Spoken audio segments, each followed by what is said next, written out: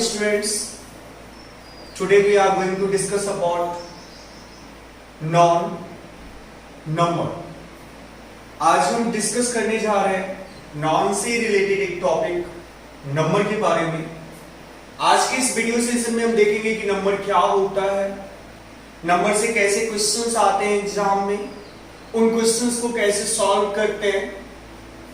तो खासकर मैं उन स्टूडेंट्स को रिक्वेस्ट करना चाहूंगा जो किसी भी बोर्ड स्टेट बोर्ड की तैयारी कर रहे हैं या किसी कॉम्पिटिटिव एग्जाम्स की तैयारी कर रहे हैं या जो नॉलेज के लिए अंग्रेजी पढ़ना चाहते हो, उनके लिए बहुत ही आसान सेशन होने वाला है और आसानी से हम समझेंगे कि नंबर क्या होता है। कोई भी डिफिकल्टी नहीं होगा, 100% सॉल्यूशन आपको मिलेगी कि नंबर क्या होता है, नंबर कैसे वर्क करता है सेंटेंस में, इसके साइलेंट फीचर्स क्या होते हैं, किस तरह से एग्जाम में क्वेश्चंस पूछे जाते हैं। इन सारी बातों पर हम आज डिस्कस करने वाले हैं और इस सेशन के बाद definitely I will make sure about that कि आपकी जो भी डाउट होगी वो क्लियर हो जाएगी इस सेशन को देखने के बाद। तो मेरा आपसे रिक्वेस्ट है कि आप वीडियो के अंत तक, इस सेशन के अंत तक आप देखें और अपने नोटबुक और अपना पेन साथ में रखें। चलिए टॉपिक पर आते हैं।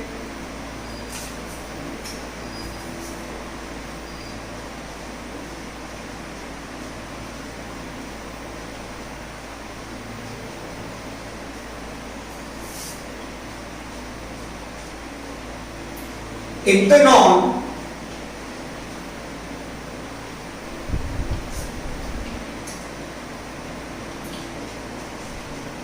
the norm is divided on the basis of its count,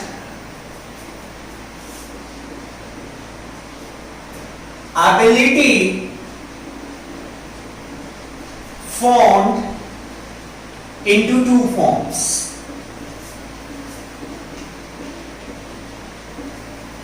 कहने का मतलब है कि अगर नॉन को डिवाइड किया जाता है उसके काउंटिंग के आधार पर, on the basis of its count, तो दो फॉर्म्स उनके बनते हैं। पहला जो फॉर्म्स है उनका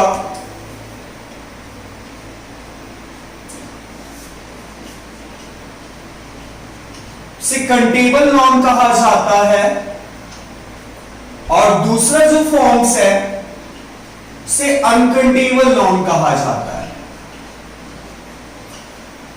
तो अगर नॉन डिवाइड किए जाते हैं अपनी काउंटिंग के आधार पर, तो नॉन के दो फॉर्म्स बनते हैं, एक कंटेबल नॉन और एक अनकंटेबल नॉन। अब क्वेश्चन आती है कि सर कंटेबल नॉन क्या होता है और अनकंटेबल नॉन क्या होता है।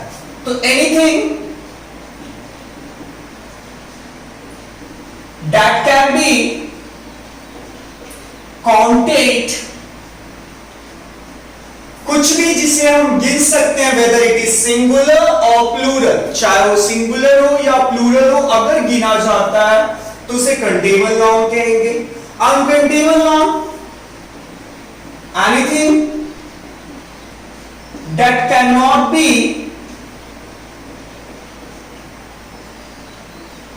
काउंटिंग, जिसे हम गिन नहीं सकते हैं, ऐसे नॉन को हम अनकंटेबल नॉन कहते हैं। तो हमने जाना कि अगर नॉन को डिवाइड किया जाता है उसके काउंटिंग के आधार पर, तो उसकी एबिलिटी में टू फॉर्म्स बनते हैं, एक कंटेबल नॉन और एक uncountable noun. Countable non means what? Anything that can be counted, जिसे आप गिन सकते हो, वेदर इट इज सिंगुलर और प्लूरल, चाहे वो सिंगुलर हो या प्लूरल हो।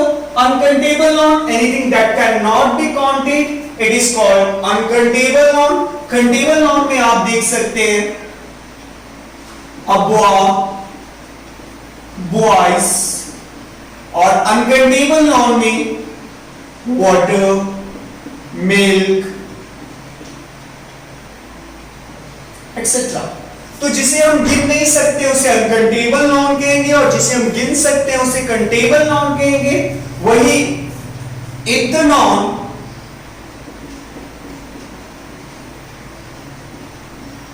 is divided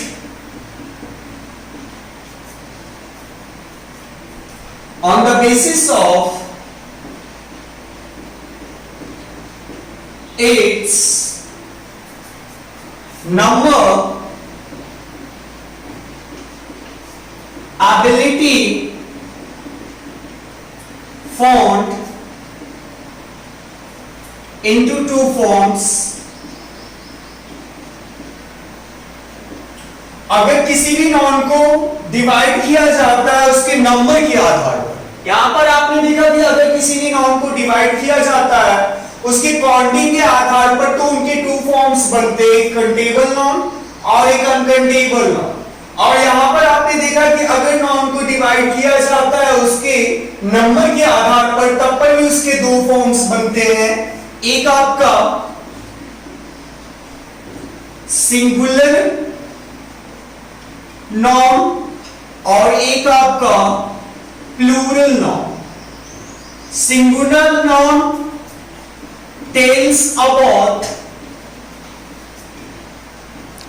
one and plural noun tells about more than one. Singular non हमें एक नॉन के बारे में बताता है और प्लूरल नॉन एक से अधिक के बारे में बताता है। As for example, a boy, a girl, etc. यहां पर आपने देखा कि नॉन एक है, एक लड़का एक लड़की। Plural noun boys, girls, etc. That means एक से अधिक लड़का एक से अधिक लड़की।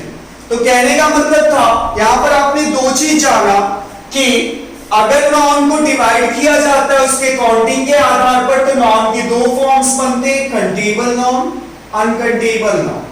Countable noun, anything that can be counted, it is called countable noun, whether it is singular और plural. Uncountable noun, anything that can not be counted, it is called uncountable noun. अब अगर नॉन को divide किया जाता है उसके number के आधार पर, तब पर भी उसके दो फॉर्म्स बनते हैं, singular noun and plural noun. Singular noun tells about one and plural noun tells about more than one, एक से अधिक के बारे में। तो आई थिंक यहां तक आपको समझ में आ चुका होगा। अब इसके बाद इसी चीज को हम प्रैक्टिकली देखने वाले हैं कि ये चीज कैसे वर्क करता है डायग्राम की मदद से, लेकिन पहले आप इसे नोट कर लीजिए। आई थिंक स्टूडेंट्स आपने नोट कर लिया होगा और ये डॉट आपकी क्लियर हो चुकी होगी। अब नेक्स्ट चलते हैं, इसी को समझते हैं डायग्राम की मदद से।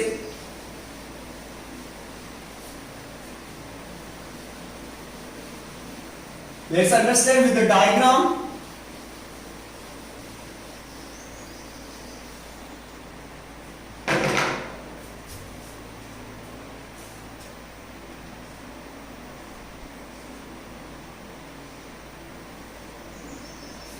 नंबर दो प्रकार के होते हैं, एक आपका कंटेबल नॉन और एक आपका अनकंटेबल नॉन। हमने इससे पहले ही पढ़ा है कि अगर नॉन को डिवाइड किया जाता है on the basis of its count, अगर उसकी गिनती के आधार पर नॉन को डिवाइड किया जाता है, तो नॉन दो प्रकार के होते हैं, कंटेबल, अनकंटेबल। तो डायग्राम में यहां पे बताया गया है कि नॉन दो प्रकार के होते हैं, countable noun, uncountable noun. Countable non भी दो प्रकार के होते हैं students, singular countable noun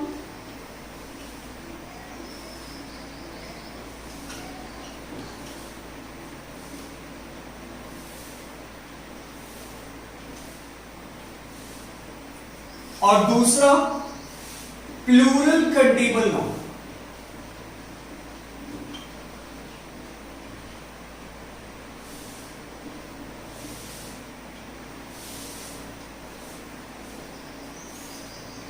countable noun को दो पार्ट में डिवाइड करते हैं, सिंगुलर कंटेबल, प्लूरल कंटेबल।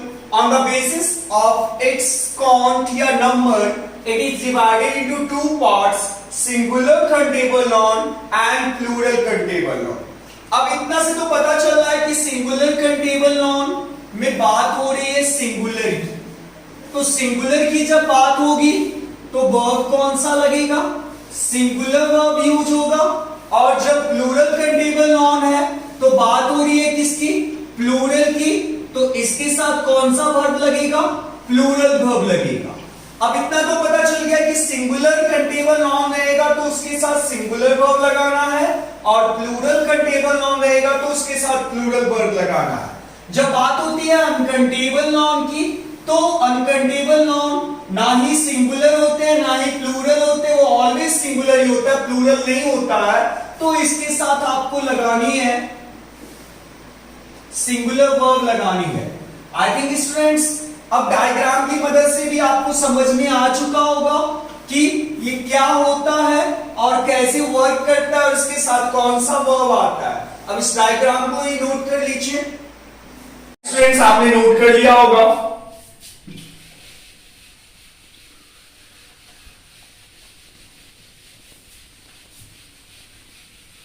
अब देखिए बात आती है कि सिंगुलर को प्लूरल कैसे बनाया जाता है। तो इस टॉपिक को मैं नहीं पढ़ाने वाला हूं, एक्चुअली इसलिए नहीं पढ़ाने वाला हूं कि बचपन में आप रटते रहते हैं कि कैसे सिंगुलर को प्लूरल बनाते हैं, जनरली SEIES जोड़कर या Y को IES में बदलकर या Y के बाद S। तो ये सारी बात आप पढ़ चुके होंगे, 90% स्टूडेंट्स के दिमाग में ये सारी बात होगी। तो क्वेश्चन यहां बनता है कि सर कॉम्पिटिटिव एग्जाम्स में कौन से रूल अगर हम नंबर से रिलेटेड देखते हैं तो हमको काम आने वाले हैं, या बोर्ड एग्जाम्स में हमको क्या काम आने वाला है, या हमें जानकारी के लिए नंबर में कौन सी चीज पढ़नी होगी, ये सारी चीज मैटर करती है। तो देखिए नंबर एक ऐसा चैप्टर है जो थोड़ा बहुत मिलता जुलता है सब्जेक्ट वर्ब एग्रीमेंट चैप्टर से। सब्जेक्ट वर्ब एग्रीमेंट चैप्टर के रूल्स, उसके साइलेंट फीचर्स बहुत हद तक नंबर के भी साइलेंट फीचर्स के समान है। जो नंबर में है वही चीज सब्जेक्ट वर्ब एग्रीमेंट टॉपिक में भी दिया गया है। तो जो चीज दोनों में कंबाइंड है उन चीज को हम सब्जेक्ट वर्ब एग्रीमेंट में ही पढ़ेंगे। उसके अलावा नंबर में जो साइलेंट फीचर्स है उनके बारे में आज हम जानने वाले हैं। तो सबसे पहले बात करते हैं फीचर्स की। Some silent features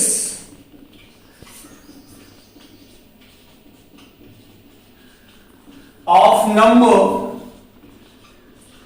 खासकर ये चीज बहुत ही इंपॉर्टेंट होने वाली है जो कॉम्पिटिटिव एग्जाम्स की तैयारी कर रहे हैं। स्टूडेंट कॉम्पिटिटिव एग्जाम्स की यदि आप तैयारी कर रहे हो तो ये फीचर्स आपको बहुत ही अच्छे से आना चाहिए, तो ही आप क्वेश्चंस को सॉल्व कर पाओगे। Some silent features of number।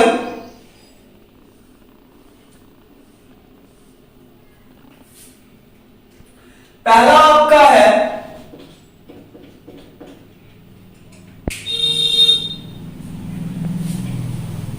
if two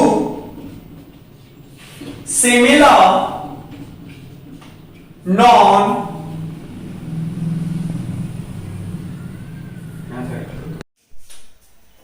if two similar nouns connected with preposition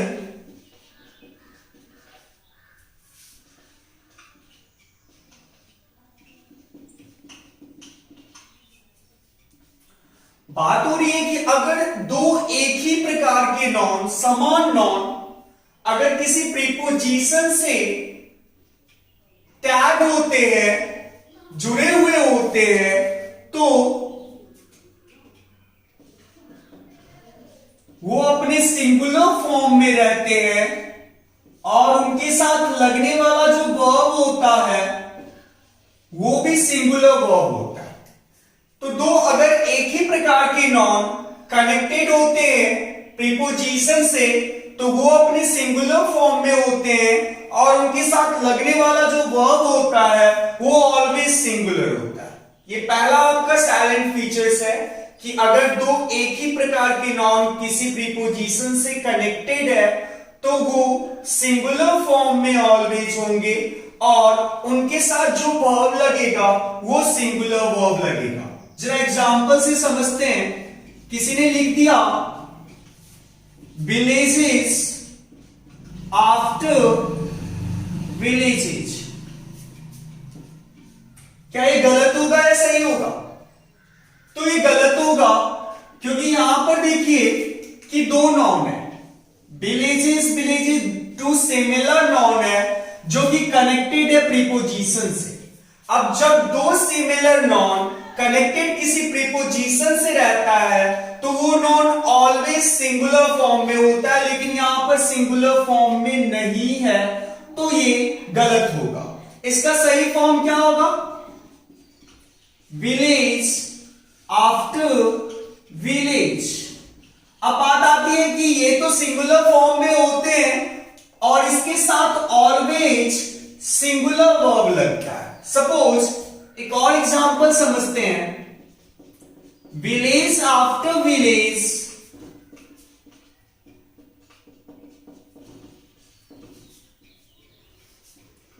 was visited during last election। Village after village, यहां पर देखिए दो नॉन है, विलेज विलेज, और दोनों ये सिमिलर नॉन है।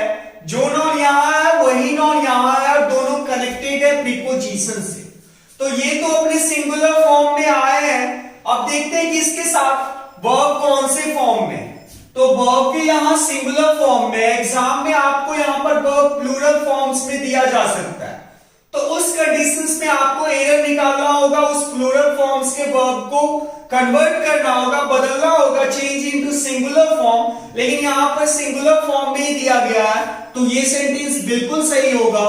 तो स्टूडेंट्स कहने का मतलब है कि अगर दो एक ही प्रकार के नॉन कनेक्ट करते हैं किसी प्रीपोजिशन से तो वो नॉन अपने सिंगुलर फॉर्म में होते हैं और उनके साथ लगने वाला वर्ब जो होता है वो सिंगुलर होता है। तो इस बात को आप हमेशा ध्यान में रखिएगा कि यदि दो नॉन कनेक्ट है, दो सिमिलर नॉन, दो एक ही प्रकार के नॉन यदि कनेक्ट है किसी प्रीपोजिशन से तो वो नॉन अपने सिंगुलर फॉर्म में होगा और उनके साथ जो वर्ब लगेगा वो सिंगुलर वर्ब होगा।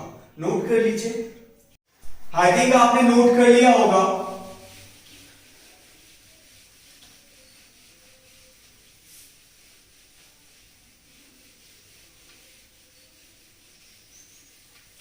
अब हम दूसरे साइलेंट फीचर्स की ओर चलते हैं।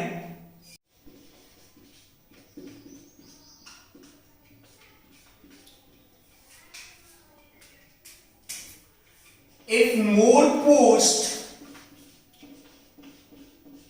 than one come together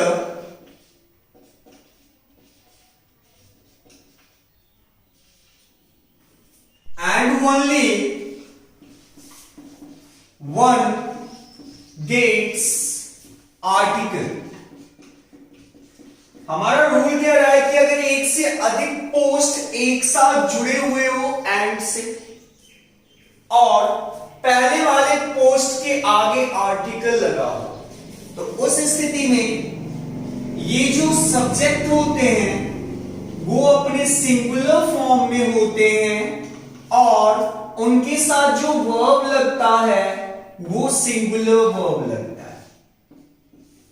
इस बात को आप हमेशा ध्यान में रखना स्टूडेंट्स कि अगर एक से अधिक पोस्ट एक साथ जुड़े होंगे एंड से और पहले वाले पोस्ट के आगे में आर्टिकल दिया जाता है तो वो सब्जेक्ट जो होगा वो अपने सिंगुलर फॉर्म में होगा और उनके साथ लगने वाला जो वर्ब होगा वो सिंगुलर होगा। एग्जांपल से समझते हैं। द मैनेजर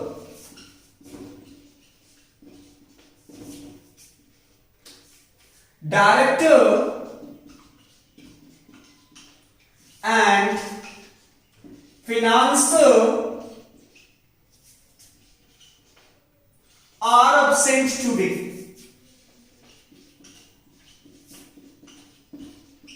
और वहीं पे दूसरा एग्जांपल दिया गया है, the manager,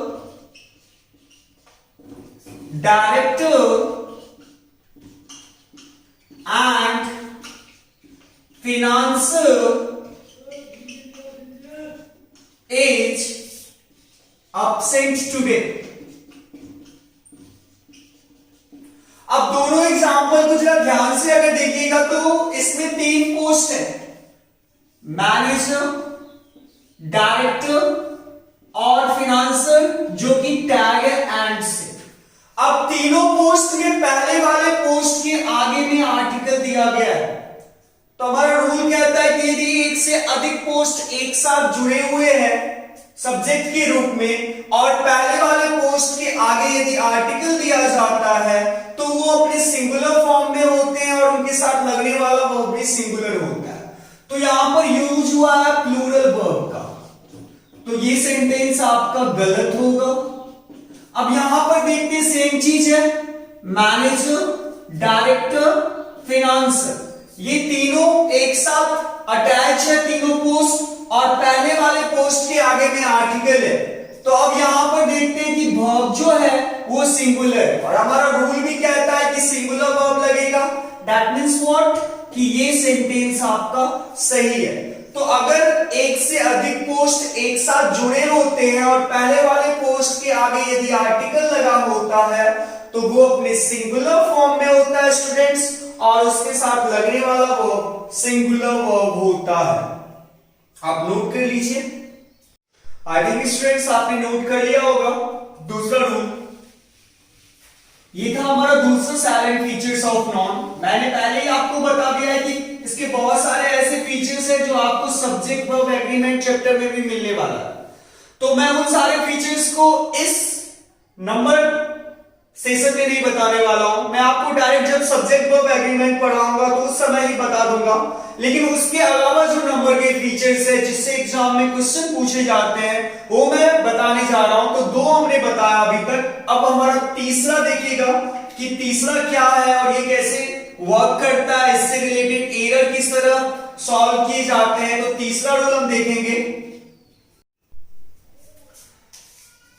the plus adjective यदि दिया जाता है और उससे सोच होता है उसके पूरे कम्युनिटी का, इंटायर कम्युनिटी,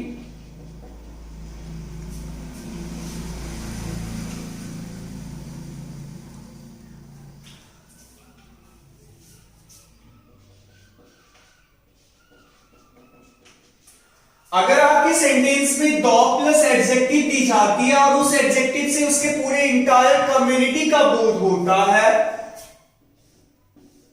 और ये कम्युनिटी जो होती है वो सेम क्वालिटी की यदि होती है, आप स्टूडेंट ध्यान से सुनिएगा कि यदि सेंटेंस के सब्जेक्ट के रूप में द प्लस एडजेक्टिव आती है और उस एडजेक्टिव से उसके पूरे कम्युनिटी का बोध हो रहा है और वो कम्युनिटी अगर सेम क्वालिटी की होती है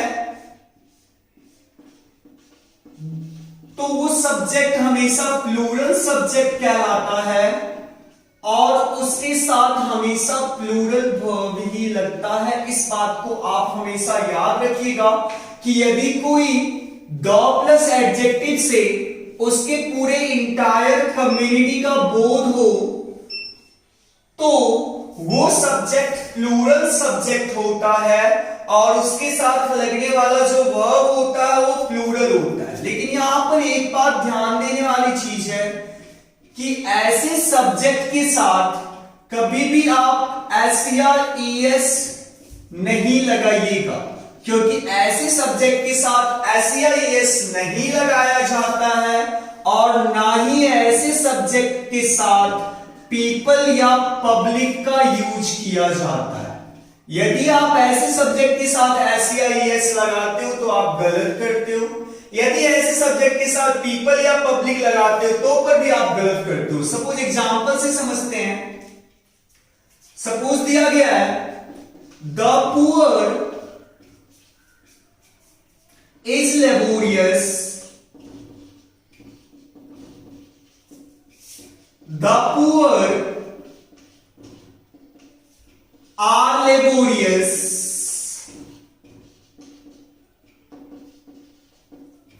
the poor people are laborious,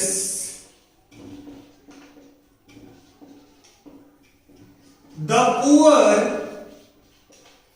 are laborious. अब ये चारों सेंटेंस को आप जरा देखिएगा। पहला सेंटेंस में है कि द पुअर इज लेबोरियस, तो आपका रूल कह रहा है कि द प्लस एडजेक्टिव से यदि उसकी इंटायर कम्युनिटी का बोध हो और वो अगर सेम क्वालिटी की होती है तो उसके साथ प्लूरल वर्ब लगाया जाता है। यहां पर सिंगुलर वर्ब आया है, दैट मीन्स ये सेंटेंस आपका गलत है। द पुअर्स आर लेबोरियस, आपका रूल कहता है कि द प्लस एडजेक्टिव से उसकी यदि इंटायर कम्युनिटी का बोध होता है तो उसके साथ SEIS भूल से भी नहीं लगाइएगा। यहां पर SEIS यूज हुआ है, दैट मीन्स ये सेंटेंस भी गलत है। The poor people are laborious, आपका रूल कहता है कि द प्लस एडजेक्टिव से यदि उसके इंटायर कम्युनिटी का बोध हो और वो अगर सेम क्वालिटी की हो तो उसके साथ पीपल और पब्लिक का यूज नहीं होता है। यहां पर पीपल का यूज हुआ है, दैट मीन्स ये सेंटेंस भी आपका गलत है। अब यहां पर देखिए द पुअर के साथ प्लूरल वर्ब का यूज हुआ है और ना ही पीपल का यूज हुआ है, ना ही SEIS लगा है, दैट मीन्स ये सेंटेंस आपका सही है। तो कहने का मतलब था कि यदि कोई एडजेक्टिव आर्टिकल द से जुड़ा हो और उससे यदि इंटायर कम्युनिटी का बोध हो रहा है और वो यदि सेम क्वालिटी का होता है तो हमेशा प्लूरल सब्जेक्ट माना जाता है और उनके साथ लगने वाला प्लूरल वर्ब होता है। बट एक्सेप्शन ये है कि उसके साथ आपको SEIS लगाकर प्लूरल नहीं बनाना है, ना ही पीपल और पब्लिक जोड़कर प्लूरल बनाना है। तो स्टूडेंट आई थिंक आपको समझ में आ चुका होगा, अब आप नोट कर लीजिए। स्टूडेंट्स आपने नोट कर लिया होगा। अब आगे के रूल की तरफ बढ़ते हैं, बहुत ही अच्छे अच्छे रूल्स हैं, तो आप प्लीज लास्ट तक से वीडियो के लास्ट तक बने रहो।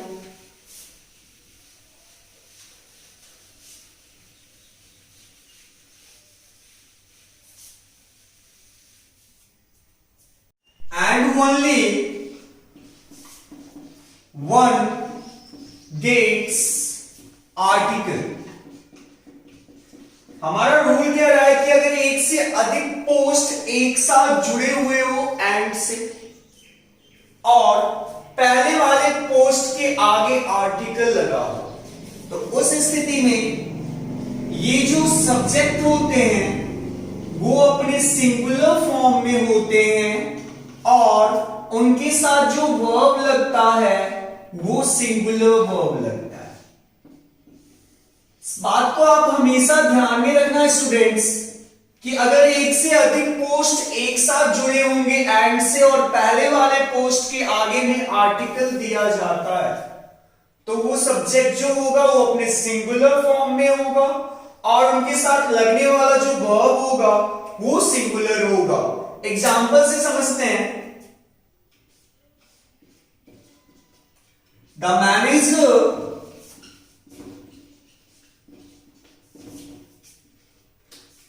director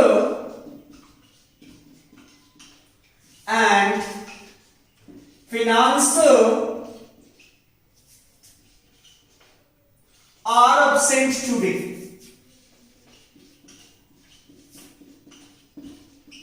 और वहीं पे दूसरा एग्जांपल दिया गया है। The manager director and financier is absent today। अब दोनों एग्जाम्पल को जरा ध्यान से अगर देखिएगा तो इसमें 3 पोस्ट है, मैनेजर, डायरेक्टर और फिनांसर, जो कि टैग है एंड से। अब तीनों पोस्ट में पहले वाले पोस्ट के आगे में आर्टिकल दिया गया है तो हमारा रूल कहता है कि यदि एक से अधिक पोस्ट एक साथ जुड़े हुए हैं सब्जेक्ट के रूप में और पहले वाले पोस्ट के आगे यदि आर्टिकल दिया जाता है तो वो अपने सिंगुलर फॉर्म में होते हैं और उनके साथ लगने वाला वर्ब भी सिंगुलर होता है। तो यहां पर यूज हुआ है प्लूरल वर्ब का। तो ये सेंटेंस आपका गलत होगा। अब यहां पर देखते हैं सेम चीज है, मैनेजर, डायरेक्टर, फिनांसर, ये तीनों एक साथ अटैच है, तीनों पोस्ट, और पहले वाले पोस्ट के आगे में आर्टिकल है। तो अब यहां पर देखते हैं कि वर्ब जो है वो सिंगुलर, और हमारा रूल भी कहता है कि सिंगुलर वर्ब लगेगा। दैट मींस व्हाट, कि ये सेंटेंस आपका सही है। तो अगर एक से अधिक पोस्ट एक साथ जुड़े होते हैं और पहले वाले पोस्ट के आगे यदि आर्टिकल लगा होता है तो वो अपने सिंगुलर फॉर्म में होता है स्टूडेंट्स, और उसके साथ लगने वाला वर्ब सिंगुलर वर्ब होता है। आप नोट कर लीजिए। आई थिंक स्टूडेंट्स आपने नोट कर लिया होगा।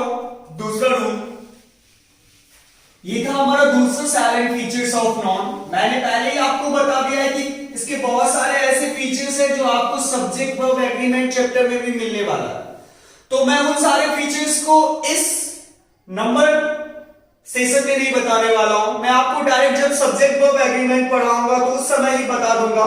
लेकिन उसके अलावा जो नंबर के फीचर्स है जिससे एग्जाम में क्वेश्चन पूछे जाते हैं वो मैं बताने जा रहा हूं। तो दो हमने बताया अभी तक, अब हमारा तीसरा देखिएगा कि तीसरा क्या है और ये कैसे वर्क करता है, इससे रिलेटेड एरर किस तरह सॉल्व किए जाते हैं। तो तीसरा रूल हम देखेंगे, द प्लस एडजेक्टिव यदि दिया जाता है और उससे सोच होता है उसके पूरे कम्युनिटी का, इंटायर कम्युनिटी,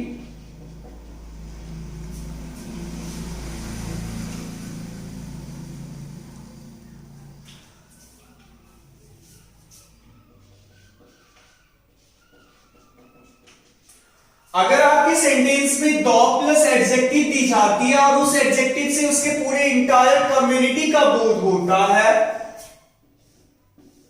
और ये कम्युनिटी जो होती है वो सेम क्वालिटी की यदि होती है, आप स्टूडेंट ध्यान से सुनिएगा कि यदि सेंटेंस के सब्जेक्ट के रूप में द प्लस एडजेक्टिव आती है और उस एडजेक्टिव से उसके पूरे कम्युनिटी का बोध हो रहा है और वो कम्युनिटी अगर सेम क्वालिटी की होती है तो वो सब्जेक्ट हमेशा प्लूरल सब्जेक्ट कहलाता है और उसके साथ हमेशा प्लूरल वर्ब ही लगता है। इस बात को आप हमेशा याद रखिएगा कि यदि कोई द प्लस एडजेक्टिव से उसके पूरे इंटायर कम्युनिटी का बोध हो तो वो सब्जेक्ट प्लूरल सब्जेक्ट होता है और उसके साथ लगने वाला जो वर्ब होता है वो प्लूरल होता है। लेकिन यहां पर एक बात ध्यान देने वाली चीज है कि ऐसे सब्जेक्ट के साथ कभी भी आप एस या ईएस नहीं लगाइएगा, क्योंकि ऐसे सब्जेक्ट के साथ एस या ईएस नहीं लगाया जाता है और ना ही ऐसे सब्जेक्ट के साथ पीपल या पब्लिक का यूज किया जाता है। यदि आप ऐसे सब्जेक्ट के साथ एस या ईएस लगाते हो तो आप गलत करते हो, यदि ऐसे सब्जेक्ट के साथ पीपल या पब्लिक लगाते हो तो पर भी आप गलत करते हो। सपोज एग्जांपल से समझते हैं। सपोज दिया गया है the poor is laborious, the poor are laborious,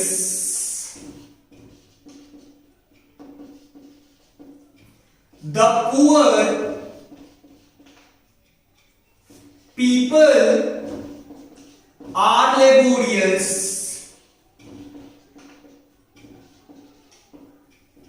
the poor are laborious। अब ये चारों सेंटेंस को आप जरा देखिएगा। पहला सेंटेंस में है कि द पुअर इज लेबोरियस, तो आपका रूल कह रहा है कि द प्लस एडजेक्टिव से यदि उसकी इंटायर कम्युनिटी का बोध हो और वो अगर सेम क्वालिटी की होती है तो उसके साथ प्लूरल वर्ब लगाया जाता है। यहां पर सिंगुलर वर्ब आया है, दैट मींस ये सेंटेंस आपका गलत है। द पुअर्स आर लेबोरियस, आपका रूल कहता है कि द प्लस एडजेक्टिव से उसके यदि इंटायर कम्युनिटी का बोध होता है तो उसके साथ एस या ईएस भूल से भी नहीं लगाइएगा। यहां पर एस या ईएस यूज हुआ है, दैट मीन्स ये सेंटेंस भी गलत है। The poor people are laborious, आपका रूल कहता है कि द प्लस एडजेक्टिव से यदि उसके इंटायर कम्युनिटी का बोध हो और वो अगर सेम क्वालिटी की हो तो उसके साथ पीपल और पब्लिक का यूज नहीं होता। यहां पर पीपल का यूज हुआ है, दैट मीन्स ये सेंटेंस भी आपका गलत है। अब यहां पर देखिए द पुअर के साथ प्लूरल वर्ब का यूज हुआ है और ना ही पीपल का यूज हुआ है, ना ही एस लगा है, दैट मीन्स ये सेंटेंस आपका सही है।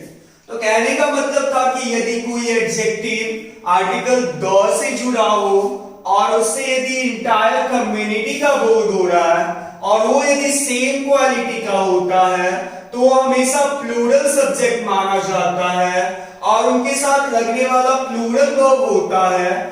बट एक्सेप्शन ये है कि उसके साथ आपको एस लगाकर प्लूरल नहीं बनाना है, ना ही पीपल और पब्लिक जोड़कर प्लूरल बनाना है। तो स्टूडेंट आई थिंक आपको समझ में आ चुका होगा, अब आप नोट कर लीजिए। स्टूडेंट्स आपने नोट कर लिया होगा। अब आगे के रूल की तरफ बढ़ते हैं। बहुत ही अच्छे अच्छे रूल्स हैं, तो आप प्लीज लास्ट तक से वीडियो के लास्ट तक बने रहो।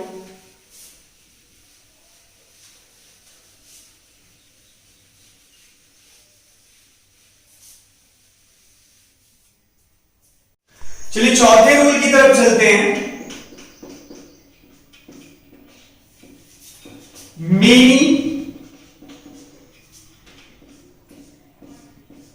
मेनी के बाद यदि स्टूडेंट्स आर्टिकल यूज होता है, अब ध्यान में रखना कि यदि मेनी के बाद आर्टिकल ए और एन यूज होता है तो आपका मेनी के साथ सिंगुलर कंटेबल नाउन का यूज होता है। मेनी के बाद यदि आर्टिकल ए और एन में से कोई भी एक रहे तो आप उसके साथ हमेशा सिंगुलर कंटेबल नाउन ही लगाइएगा। प्लूरल यदि लगा के क्वेश्चन दिया जाता है तो गलत होता है। जैसे मेनी के बाद आपको कोई भी आर्टिकल दिख जाए तो उसके बाद जो नॉन आने वाली है वो सिंगुलर नॉन रहेगी। लेकिन यदि मेनी के बाद आर्टिकल नहीं आता है, आर्टिकल नहीं दिया जाता है, तो जो नॉन होगा वो प्लूरल कंटेबल नॉन होगा। इन दोनों बात को आप याद रखिए कि यदि मेनी के बाद आर्टिकल आता है, आर्टिकल में ए और एन आता है, तो उसके बाद जो नॉन है वो सिंगुलर कंटेबल नॉन होगा। यदि मेनी के साथ आर्टिकल नहीं आता है तो उसके बाद जो नॉन है वो प्लूरल कंटेबल नॉन होगा। अब जाहिर सी बात है कि यदि ये सिंगुलर कंटेबल नाउन होगा तो इसके साथ लगने वाला वर्ब क्या होगा? सिंगुलर वर्ब होगा। और यदि ये प्लूरल कंटेबल नाउन होगा तो इसके साथ लगने वाला जो वर्ब होगा वो आपका प्लूरल वर्ब होगा। अब जरा एग्जांपल देखते हैं, एग्जांपल से इस चीज को समझने की कोशिश करते हैं। दिया गया है many student are laborious in Patna. फिर दूसरा एग्जांपल दिया गया है many students are laborious in Patna. फिर आपका तीसरा एग्जांपल दिया गया है many students are laborious in Patna. फिर आपका चौथा एग्जांपल दिया गया है many a student is many a student are laborious in Patna. फिर आपका चौथा एग्जांपल दिया गया है many a student is laborious in Patna. जरा चारों एग्जांपल को देखिएगा। आई थिंक आपने बना भी लिया होगा, तब कोई मैं आपको बताने की कोशिश कर रहा हूं। आप मेनी के साथ कोई आर्टिकल का यूज नहीं हुआ है तो जो नॉन आने वाली है वो कौन से फॉर्म्स में आने वाली है? प्लूरल फॉर्म्स में, यहां पर सिंगुलर फॉर्म में दिया है स्टूडेंट्स, दैट मीन्स ये सेंटेंस आपका गलत है। अब देखिए मेनी के बाद आर्टिकल नहीं आई है, यहां पर जो है वो प्लूरल फॉर्म में है, दैट मीन्स सही है, और इसके साथ प्लूरल वर्ब भी लगा है, सही है, plural countable noun plural verb, तो ये सेंटेंस सही होगा। मेनी के बाद आर्टिकल आया है और यहां पर ये प्लूरल फॉर्म में है। आपका रूल कहता है कि मेनी के बाद यदि आर्टिकल आता है तो वो नॉन अपने सिंगुलर फॉर्म में होता है, ना कि प्लूरल फॉर्म में, तो ये सेंटेंस गलत है। मेनी के बाद आर्टिकल आया है और नॉन सिंगुलर फॉर्म में भी है, लेकिन वर्ब यहां प्लूरल में दिया गया है, जबकि रूल कहता है कि वर्ब कौन से में आएगा, सिंगुलर में आएगा, तो ये भी सेंटेंस आपका गलत है। अब इसमें चलते हैं कि मेनी के बाद आर्टिकल दिया गया, फिर नॉन सिंगुलर में दिया गया, वर्ब भी सिंगुलर में है, तो इसका मतलब ये सेंटेंस आपका पूरा सही है। स्टूडेंट्स, आपका रूल ये था कि यदि मेनी के बाद आर्टिकल आता है तो उसके बाद आने वाला जो नाउन है वो सिंगुलर होगा और वर्ब भी सिंगुलर होगा। यदि मेनी के साथ आर्टिकल नहीं आता है तो आने वाला जो नाउन है वो प्लूरल होगा और वर्ब भी अपने साथ प्लूरल ही लाएगा। आई थिंक आपको ये रूल समझ में आ गया होगा, और आज के जितने भी चारों साइलेंट फीचर्स थे या जो इंट्रोडक्शन थे वो भी आपको समझ में आ गया होगा। इससे आगे हम अगले वीडियो सेशन में पढ़ने वाले हैं स्टूडेंट्स। तो अगर आपको हमारा ये सेशन अच्छा लगा है तो प्लीज आप इसे सब्सक्राइब कीजिए, लाइक कीजिए, अपने दोस्तों के बीच शेयर कीजिए, ताकि मैं रोज आपको एक अच्छी वीडियो सेशन देने की कोशिश करूं और एटलीस्ट एक अच्छा चीज बताने की कोशिश करूं जो आपके लिए नया है, जो आपके लिए यूजफुल होने वाली है, जो आपके लिए बहुत ही यूजफुल होगी और आपका डाउट क्लियर होगा। तो स्टूडेंट्स, आप इससे आगे कल के वीडियो सेशन में पढ़ेंगे कि इससे आगे क्या साइलेंट फीचर्स है नंबर का, और नंबर के वो साइलेंट फीचर्स किस तरह से सेंटेंस में वर्क करता है, उससे रिलेटेड किस तरह के क्वेश्चंस आते हैं और उन क्वेश्चंस को किस तरह से सॉल्व किया जाता है, ये सारी चीजों का डिस्कशन हम अगले आने वाले वीडियो सेशन में करने वाले हैं। और आज के लिए इतना ही। तो आज आपने 4 साइलेंट फीचर्स पढ़ा नंबर का, और नंबर किसे कहा जाता है ये आपने पढ़ा।